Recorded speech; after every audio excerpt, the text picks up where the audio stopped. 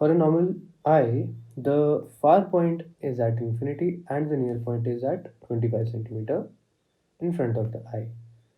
The cornea of the eye provides a converging power of about 40 diopters. तो देखिए major converging power तो आपके cornea ने दिखा दी, ये हो गया कॉर्निया का काम, ठीक है।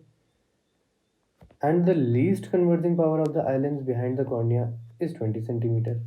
20 सेंटीमीटर जो 20 डायोप्टर जो है ये आपका लेंस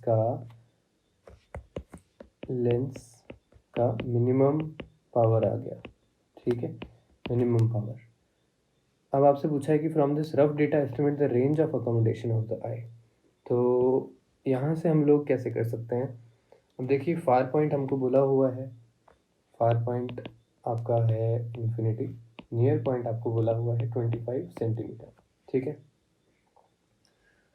टोटल पावर अगर मैं निकालना चाहूँ तो पावर हो जाएगी 60, 40 + 20 है ना, 60 डायोप्टर। तो फोकल लेंथ यहाँ से कितनी निकल के आती है?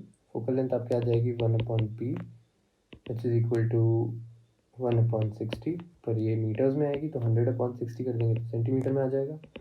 यह आ जाएगा 5/3 which is equal to 1.66 centimetre, है ना। तो ये आपका अगर ये पावर आपकी मिनिमम थी तो ये आपका फोकस मैक्सिमम हो गया, ठीक है। इससे ज़्यादा फोकस आप नहीं लेके आ सकते।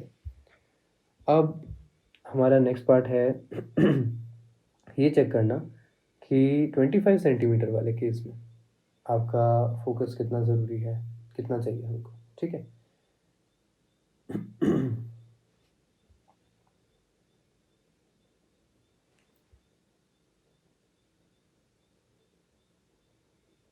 अब देखिए इस केस में आपने मान लीजिए एक ऑब्जेक्ट रखा है u जो कि -d पे आपने रख दिया, जिसकी वैल्यू है -25 सेंटीमीटर। तो हमको उसकी इमेज जो है, इमेज आपको कहाँ पे मिलेगी? इमेज मिल जाएगी आपको 1.66 सेंटीमीटर पे। इस पर्टिकुलर सिनेरियो में हमको फोकस कितना लेके आना पड़ेगा? देखिए ये मिनिमम मिनिमम पावर है और ये मैक्सिमम फोकस है। इसका मतलब 1.66 centimetre is about the distance between lens and retina, ठीक है। लेंस और रेटिना के बीच में ये डिस्टेंस है, इसीलिए ये इससे ज़्यादा दूर इमेज प्रोड्यूस नहीं कर रहा। तो आपका इन्फिनिटी वाला केस तो यहाँ पे ख़त्म हो जाता है जब आप इसको मिनिमम पावर से चेक करते हो, क्योंकि रिलैक्स्ड आई तभी होती है जब ये मिनिमम पावर दिखा रही होती है और रिलैक्स्ड आई इन्फिनिटी वाली चीज़ को फोकस करती है। इसलिए मैं यहाँ पे इमेज के डिस्टेंस को 1.66 सेंटीमीटर लूँगा, क्योंकि ये हमारे रेटिना तक का डिस्टेंस है।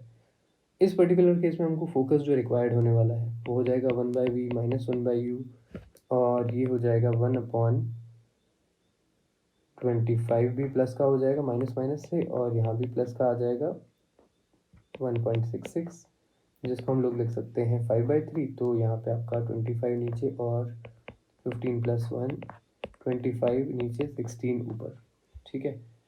तो दिस इज़ द फोकस। अब पावर की वैल्यू सिंपली यहीं से आ जाएगी आपकी, जो कि हो जाएगी 16/25 × 100 which is equal to 64 dioptre.